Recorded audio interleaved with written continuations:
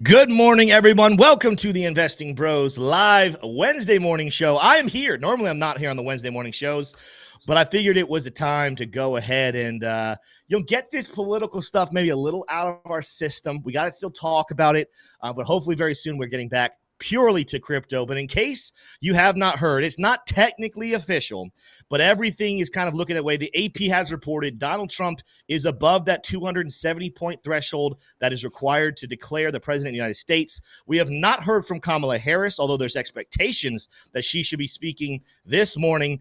It absolutely looks like Donald J. Trump will be the 47th president of the United States, and crypto is going to benefit from it. But stick around for the entire show. We got a lot to talk about and break down on the charts, in the news, and what this means for the next 4 years for you crypto holders. Make sure to smash the like button, hit subscribe. But first, we got to roll the intro.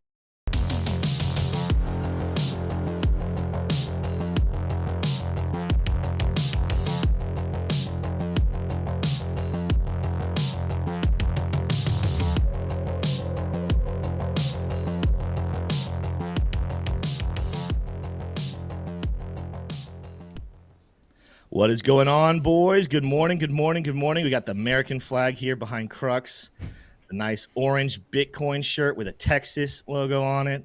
I don't know if that's a Bitcoin shirt, actually. I'm just taking creative liberty there to say that is. How are we doing this morning, T-shirt? We'll start with you. How you feeling? Got that HODL hat on. That's a good strategy right there. What are you doing? What are you up to this morning? Well, Tim, I've been kind of beating the drum that Trump was going to win. Decisive is also trending in the direction of the Republicans, but is not yet decided. All indications are this was not a close race, and Polymarkets is showing that he won every swing state handedly. So very, very bullish. But Tim, Crux, take a look at this clip intact. Take a listen. Are there any places that the vice president is overperforming Joe Biden in 2020? So we could show you that as well. We just bring that out here. Harris overperforming in 2020. Holy smokes. There you go. So let this go away and see if there's anything on the east side there. Literally nothing? Literally nothing. Literally not? So you asked. 0 counties did Kamala improve on versus Joe Biden, which honestly does call into question, how the heck is that even statistically possible? That doesn't make sense. But that's what we're looking at. Joe Biden was just a really, really popular guy in 2020. That's what it was. So that's me. I'm feeling good. I'm feeling better than I deserve. How are you doing? Now, shrew me real quick. It is absolutely. I think your internet is giving you some trouble. Anything clear? But is there any tabs you can get rid of or something? Even I knew it was freezing on my end, but I didn't know if that was me. Comments now are coming in. Laggy stream, buffering. I know we were having a little bit of trouble in the intro, before the live, and anything on that end we can fix. It looks clear now. I think we're good right this second, but it was definitely getting fishy there during that clip and a little bit of what you're saying. It looks. I'm not seeing any indications of any lag, which is weird to me. I think something to now. We probably should be light. Let's see how this goes. This might be a stream that we're light on sharing your screen because it seemed to get worse when you were sharing your screen and going. So we have a lot to talk about, the three of us. Real quickly, before we get going, though, into a discussion, we know how T-Shroom's doing. He's feeling good. I want to talk about that more here in a second because T-Shroom was right. That's a sentence we say actually pretty often here. Crux, how are you doing this morning? How are you feeling?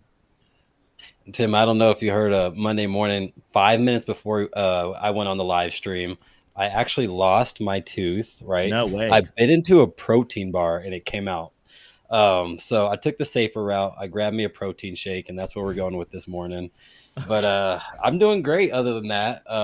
Still haven't put it back in, obviously, but we'll work on that by the end of the week. So, yeah, my week is going good. Much better since last night. So, wait, is that an actual tooth or is that a fake tooth to begin with? No. Or yeah, it's a fake tooth. I had a root canal on it, and it's a cap. Yeah. Yeah. Well, when you say that you're going to put it back in later, I was like, I don't know if you can wait that long to put an actual tooth back in. I think the roots die pretty quickly. But good to know, Tish. Good to know, Crux, that you're alive and well, and you still have other teeth to eat some food.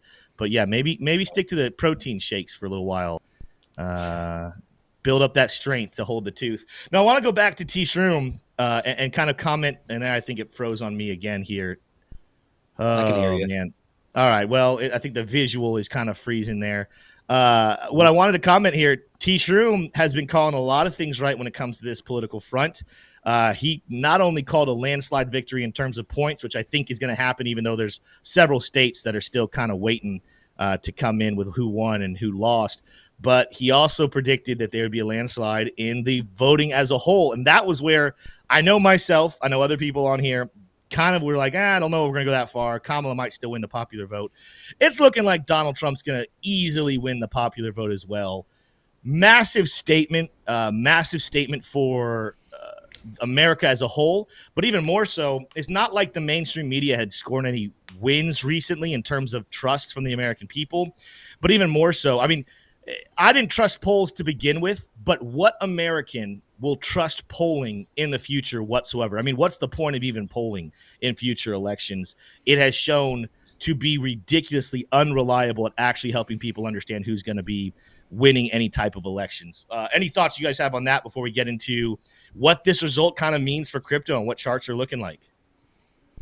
Yeah. I think we're in the age of the internet squarely. Like I think this is the difference is that, basically since the first Bush won, there's been kind of this uniparty phenomenon, and they think that they're just going to win every single time.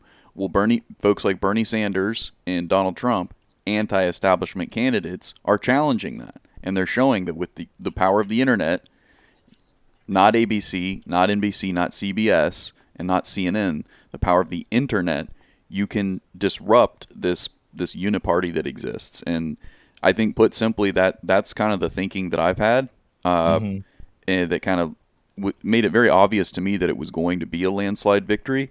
I mean, you can talk about, the switcheroo with Biden and Harris, and that definitely was a very difficult challenge to overcome for the Democrats, but that doesn't just happen overnight, right? There's a lot of incompetency in a lot of bad decision making that leads up to that type of a mismanagement of a major campaign, and I think that's a lot of that has to do with just complacency and apathy in not just the Democrat Party, but in the uniparty system, the industrial complexes, whether it be pharmaceutical, military, or you name it. All of these just sleepy groups of people that are not awake. They're asleep at the wheel, and Donald Trump and others like him, like Vivek and others, are saying, "Hey, we'll take your lunch. You're sitting there asleep. We'll come back. We'll come by and we'll take your market share." And they're doing it in the White House. Yeah, I'll say, someone reminded us in chat, there was one fatality last night in the crypto space that, of course, is John Deaton lost, and it really wasn't even close, it looks like, to Elizabeth Warren. I think I saw the numbers were something along the lines of 70% went to Elizabeth Warren, which was crazy because there was a lot of, the debate was very clear that he won. He rallied a lot of attention, a lot of excitement, but when it boils down to it, old Massachusettsians, I don't know what is the actual name for someone who lives in Massachusetts. They went big. They went big on old Auntie Beth. Voted her back in for the 1,047th time. Someday we'll be rid of Elizabeth Warren.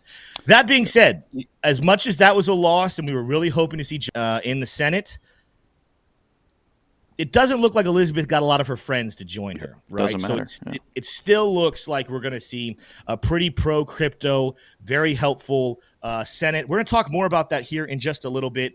T-Shroom, hopefully, I know it's still lagging here a little bit. We do apologize, everybody. This should be fixed for future shows.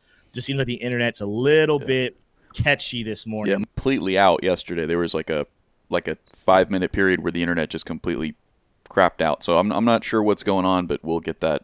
I'll refresh the router and everything like that.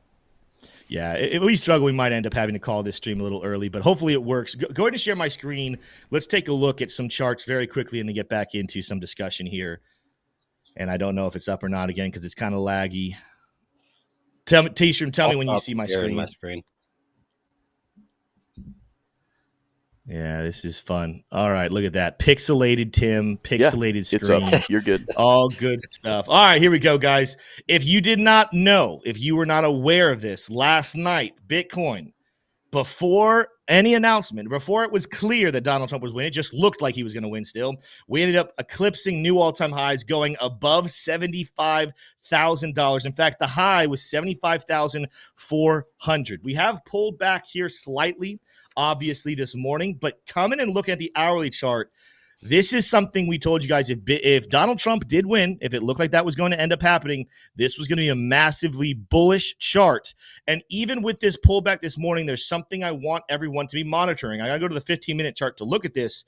But at the moment, we are working on potentially building a form of a symmetrical triangle pattern. Maybe we come lower. Maybe we come down towards 72.4 or something. We get some sort of flag.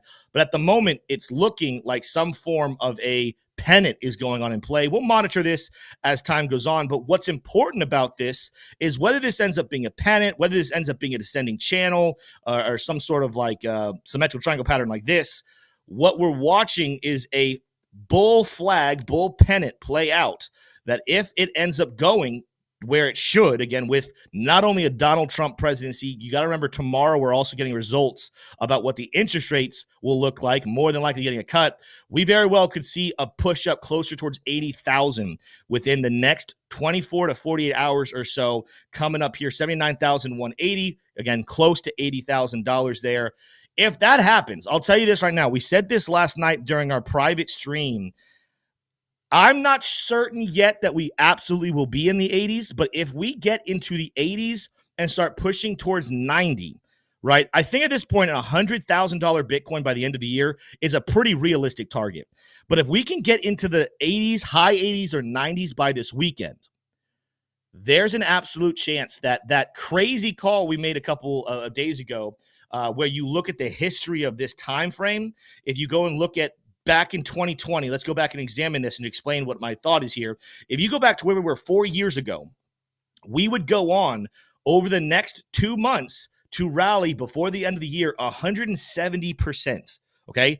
If that was to happen again, that 170% rally would bring us all the way to $150,000, technically 154 to be precise.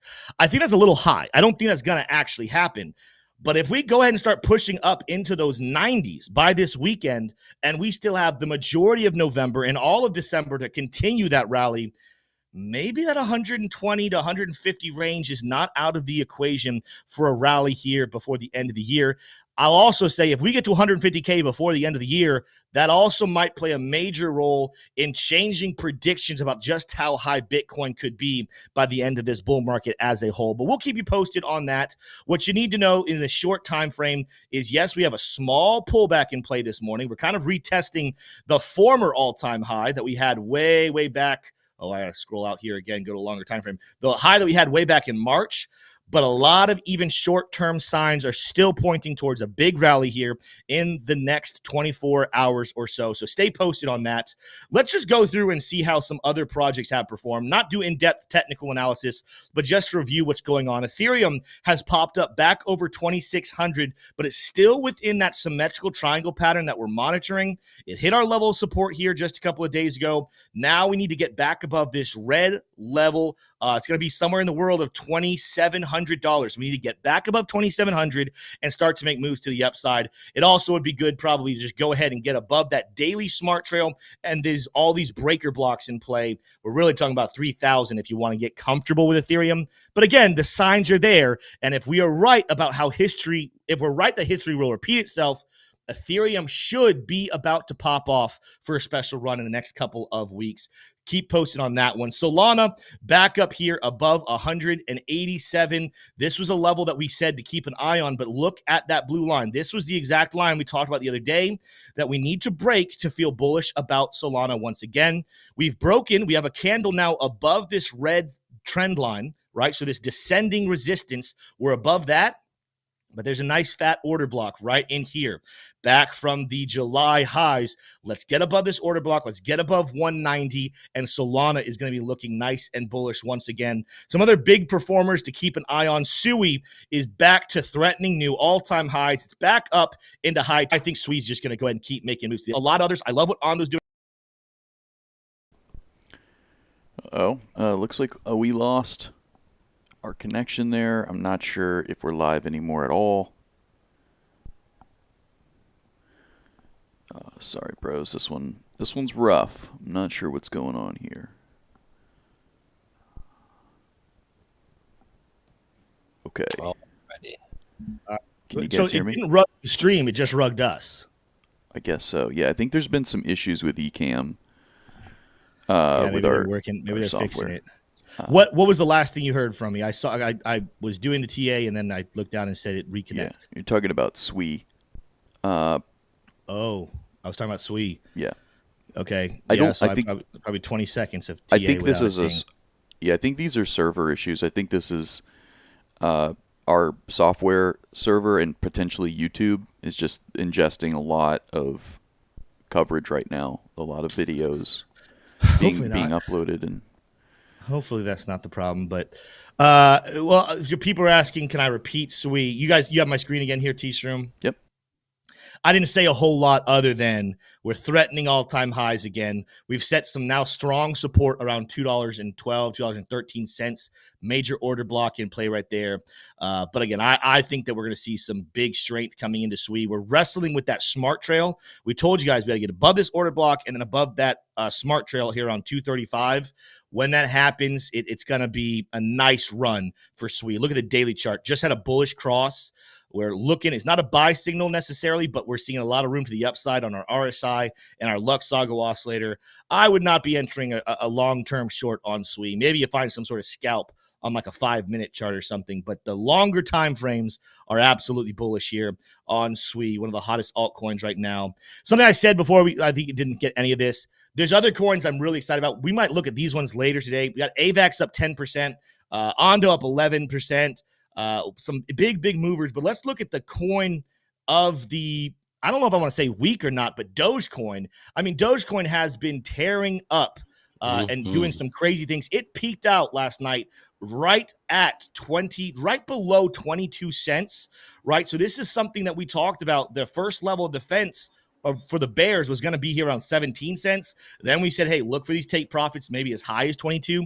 We've hit that, right? So Doge is now up at the high expectations of where the buy signals were coming in. For this, I got to go out to the weekly chart. What's the weekly chart kind of saying? We're above the weekly smart trail. That's extremely bullish. Support could bring us back down here towards 18 cents, but we got room to the upside here, and we're seeing momentum on the oscillators, meaning the strength. Still a lot of room to go there on the weekly chart. The daily chart, we just have resumed bullishness on the Luxago oscillator. Yeah, we're 100% overbought. Yeah, we're living in over extended territories.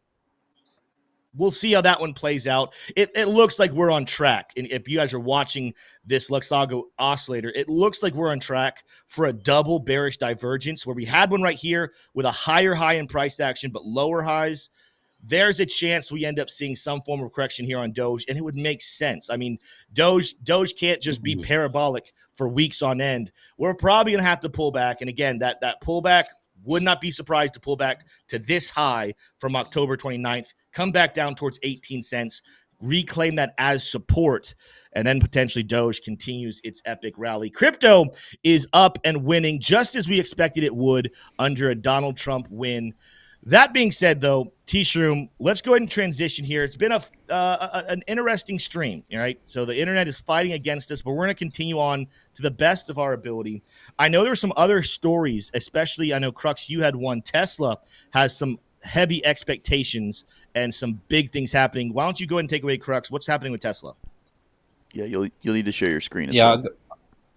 Yep, I'm sharing it right now. All right, so Tesla stock jumps 14%. Closer to 15% at this point. This is, in my opinion, on the basis of Elon Musk and how big of a factor he's going to be on the next 4 years. I think it's going to be very big. We already seen Doge, pumping. Tim just went through the TA on Doge. There's a couple other plays that are, following Elon Musk. But the good thing about Tesla is you have all of these different companies all under one ticker. It's essentially an ETF. And then also we have NVIDIA CEO just came out and said that he was willing to put $25 billion into the new AI startup from Tesla. I think it's called XAI. But Tesla's absolutely crushing it. This is a stock that, in my opinion, is going to be the stock of the decade. Something to hold long term. I don't think it's going anywhere, but especially now with Elon Musk in his presence for the next 4 years is going to be big. Yep. Yeah. Absolutely, absolutely. And the key thing to remember here for Tesla as well is that they're trying to pivot in the mind of the investor from being this very successful EV company but margins are slim and are decreasing because of other competitors in the industry, and the hybrid movement is very big. So as the margins kind of slim over on the automotive side, Elon's trying to pivot in the mind of the investor to, hey, we're actually a robotics and an AI company as well. And so getting a tap from NVIDIA, getting that partnership, that's going to be really huge to convince the industry, convince investors of that pivot. And, that's exactly the kind of things that they need to see. Elon getting his guy in, getting Donald Trump in, that's the kind of things you need to see, right? Mm-hmm. Building on the momentum of success is what we're seeing here from Tesla, and it's very, very bullish. Yeah, I think another thing you got to throw in the way of being bullish for Tesla, and I got to reshare my screen because I was trying to help the whole stream out by not having too many screen shared at one time. Go on here to CME Group, take a look at what the predictions are looking like for tomorrow when it comes to interest rates. We've now flipped. 99% is still saying we get 25 basis points, but now there's zero predicting a pause, actually 50 basis point cut. Does that mean we're going to get a 50 basis point cut? Absolutely not. We're going to get 25. So nothing has really changed, but it seems like the confidence of that 25 basis point cut has increased. That's going to be something, again, crypto holders, that's going to be good for you. That's added liquidity. But it absolutely is going to be very beneficial for Tesla, who, remember, any type of company that requires people, or it's very expected that people need to borrow the money to things, again, homes, cars, these companies, these businesses will increase. The easier it is to borrow money, the easier it is to get loans, their sales will go up. Tesla already has so much going for it in the right direction. This is just another kernel to throw on there, another piece of evidence to say Tesla should be expecting some big returns and a boost. I think, Crutch, I think you said it right there, but in case you didn't, we're predicting Tesla could hit new all-time highs here very, very soon, at least before the end of the year, and then keep climbing from there. So if you're just joining us, welcome in. We're so sorry about the stream. Internet's fighting us today. It's making things a little laggy. We don't know if it's internet. We don't know if it's our software that we use to go live that normally is so reliable. But either way, we're very glad you are in here. Help us out. Even if this has been not the smoothest show, smash the like button and hit subscribe. We promise this is not normal. We will have it fixed very, very soon. Yeah, let's go ahead and keep on going. Anything else we want to cover this morning before we wrap out the show? Yeah, I've got a couple of things here. So Tyler Winklevoss tweeted out, the crypto army just delivered the Senate to the Republicans. Congrats, Senator Warren and Gary Gensler. He's saying much more sarcastically, this is big. This is very, very big for what can actually be done from a bill perspective, actually codifying law to protect crypto investors and businesses. Dogecoin flipped XRP to become the 7th largest cryptocurrency. That's pretty big. Wow. And Mike Alfred pointed out here that Fox projects the Republicans to have taken the Senate. This means the Senate Banking Committee will be remade by Tim Scott and Cynthia Loomis for pro-Bitcoin policy. Huge. So at this point, it's very difficult to overstate the size of the W, how big of a win this is for us, for people who are invested in cryptocurrency, right, and bullish on the technology of blockchain, right? That's big. We had a big night last night. Elections have consequences, and it looks like those consequences are going to run in the favor of those who have allocated into risk assets, and that's really, really good. And it's just time to be grateful. Time to be grateful for good internet speed and Donald Trump getting elected. Well, I'll tell you this, T-Shirt. This is what we're going to do, guys. This has been a rough stream in terms of the technology side. So we're going to go ahead. We're going to cut it off here. We have a lot more to say. We'll have to add more at the 3 p.m. show. Guess what, though? We'll be in Discord. If you guys want to hear more of our thoughts, come into Discord where the chat never stops. We're going to go ahead and cut it off right here. Thank you so much for being here with us. We do apologize about the stream's flow and the clarity of it, but hopefully this is fixed very, very soon. We love you guys. We'll see you today at 3 p.m. for our normal live show with